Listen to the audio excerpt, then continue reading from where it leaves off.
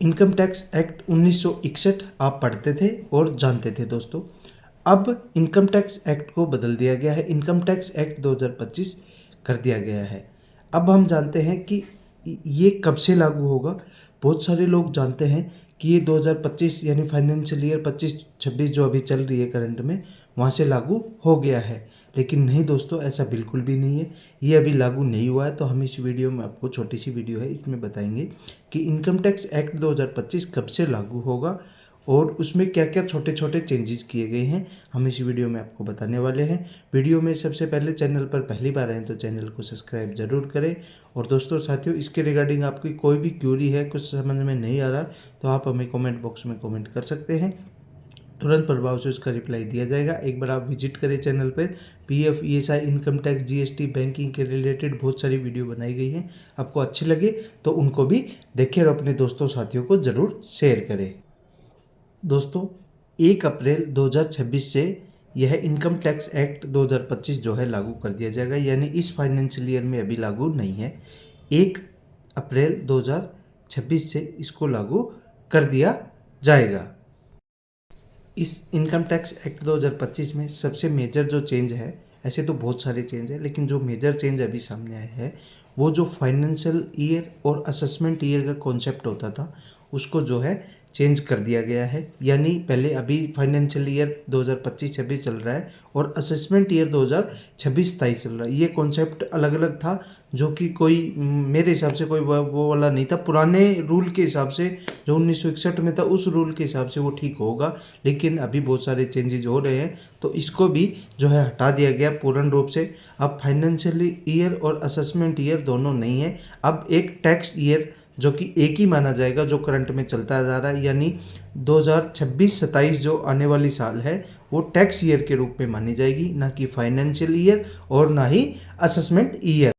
दोस्तों साथियों, अब बात करते हैं कि इस इनकम टैक्स एक्ट को लाने का मेन नियम क्या था, मेन रूल क्या था, मेन उनका रीजन क्या था कि ये जो इनकम टैक्स एक्ट है उसको चेंज करके इनकम टैक्स एक्ट 2025 क्यों लाया गया। दोस्तों साथियों, मैं आपको बताना चाहता हूँ, इनकम टैक्स एक्ट जो है वो लगभग 60 साल से ऊपर का हो गया है, यानी 60 साल पुराना हो गया है प्लस, और बहुत ज़्यादा टाइम हो गया, थोड़ा टाइम नहीं हो गया, 60 साल बहुत ज़्यादा होते हैं। उस 60 सालों में बहुत सारी टेक्नोलॉजी नई आई है, बहुत सारे रूल बदले हैं, कुछ कुछ ऐसे नियम भी हैं जो कि अभी लागू ही नहीं होते, क्योंकि वो 1961 के टाइम के जो रूल थे, इनकम टैक्स एक्ट थे, वो थे। तो बहुत सारे जो है किए गए हैं। ऐसे ही लैंग्वेज, वो जो पुरानी लैंग्वेज है बहुत ही हार्ड लैंग्वेज है, बहुत ही मतलब समझ में ना आने लायक थी, आ रही थी लेकिन बहुत ही कम समझ में आ रही थी। अब इसकी लैंग्वेज को बहुत ही सिंपल किया गया है।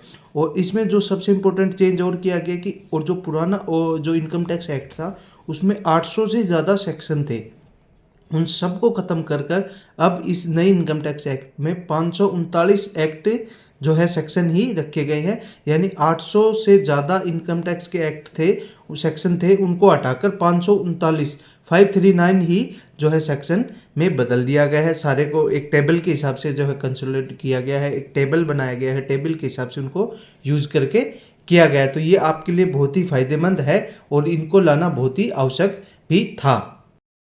जैसे कि फॉर एग्जांपल टीडीएस और जो है इनकम टैक्स सेक्शन को एक टेबल के माध्यम से उसमें टेबल में डालेंगे तो बहुत ही आसान हो जाएगा। एक टेबल बनाया गया है जो इनकम टैक्स एक्ट 2025 है, उसके अंदर कुछ ऐसे भी सेक्शन है जो अभी तक यूज ही नहीं होते थे, क्योंकि वो बहुत पुराने हो चुके हैं और वो पुराने टाइम में यूज होते थे, तो उनमें भी जो है उनको हटा दिया गया है। कुछ नए सेक्शन जिनकी नई टेक्नोलॉजी है उनको ऐड करना ज़रूरी था, उन सेक्शनों को जो है उनको ऐड भी किया गया है, नई चीज़ें जोड़ी गई हैं और उनको जो है पुरानी चीज़ों को हटा दिया गया है। और इसी के साथ देखते देखते जो है ऐसा बिल्कुल भी ना समझे खुद को कि 1961 जो एक्ट है इनकम टैक्स का वो आपने पढ़ा है तो आपके लिए बिल्कुल ही बेकार हो गया है, ऐसा बिल्कुल भी नहीं है। अगर आपने 1961 एक्ट जो पढ़ा हुआ है उसी की चीज़ों को ही आगे ले जाकर जो है एक्ट 2025 में लाया गया है। लगभग चीज़ें सेम रहेंगी, कुछ चीज़ों को जो बहुत ज़्यादा पुरानी थी, जो यूज में है ही नहीं, उनको हटाया गया है सिर्फ, और नई चीज़ों को जोड़ा गया है। तो आप ये ना समझे कि हमें तो पुराना एक्ट जो हमने पढ़ लिया अब तो वो हमारे लिए बेकार है, ऐसा बिल्कुल भी नहीं है। अब दोस्तों साथियों, अब बहुत लोगों के दिमाग में आ रहा है कि जो गवर्नमेंट ने 12 लाख रुपए तक की जो है टैक्स पे छूट दी थी सैलरी पे, जो नए टैक्स रिज्यूम के हिसाब से, उसको नए टैक्स जो एक्ट है उसमें हटा दिया जाएगा। ऐसा बिल्कुल भी नहीं है दोस्तों, वो नियम अलग है, ये नियम अलग है और दोनों को रखा गया है। ऐसा नहीं है कि इनकम टैक्स एक्ट 2025 के अंदर जो आपकी जो 12 लाख रुपए तक की टैक्स स्लैब थी उसको हटा दिया गया है। ऐसा बिल्कुल भी नहीं है, आपको वो पूरी छूट मिलेगी, पूरे 12 लाख रुपए तक आपको कोई भी टैक्स नहीं बनेगा। तो दोस्तों साथियों, यही थी आज की छोटी सी जानकारी इनकम टैक्स एक्ट 2025 के रिगार्डिंग, जो कि 1961 एक्ट को बदलकर 2025 लागू कर दिया गया है और वो लागू होगा 1 अप्रैल 2026 से। यानी एक्ट इनकम टैक्स जो फाइनेंशियल ईयर बोलेंगे तो उसके हिसाब से 26 और 27 में, लेकिन अब फाइनेंशियल ईयर नहीं बोला जाएगा, ना फाइनेंशियल ईयर ना इनकम जो असेसमेंट ईयर, अब उसको बोला जाएगा जो है टैक्स ईयर। यानी अब एक ही ईयर रहेगी, ना फाइनेंशियल ईयर ना इन असेसमेंट ईयर, अब रहेगी सिर्फ टैक्स ईयर। तो दोस्तों साथियों, यही थी आज की छोटी सी जानकारी। आशा करता हूँ जानकारी आपको बहुत अच्छी लगी होगी। फिर भी अगर आपका कोई सवाल है तो आप हमें कमेंट बॉक्स में कमेंट करें, तुरंत प्रभाव से इसका रिप्लाई दिया जाएगा। आज की वीडियो में इतना ही। जय हिंद, जय भारत, धन्यवाद।